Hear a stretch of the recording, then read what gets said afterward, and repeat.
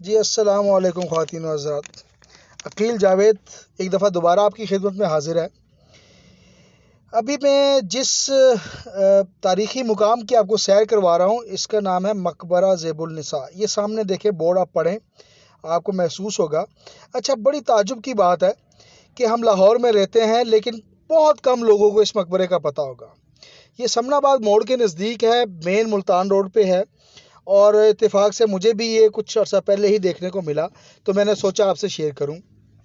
اس کی تاریخ یوں ہی ہے کہ زیب النساء ایک شہزادی کا نام تھا جس کی عمر تو خیر یہ 1638 میں پیدا ہوئی اور 1702 میں فوت ہوئی. یہ مغل بادشاہ اورنگزیب عالمگیر کی بڑی بیٹی تھی.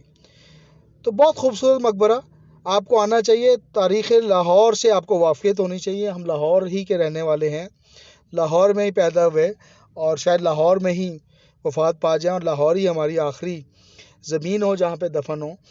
تو بینگ اے لاہورین یا لاہورائٹس مجھے پتہ ہونا چاہیے کہ یہ مقبرہ کہاں واقع ہے. بہت تعجب مجھے بھی ہوا.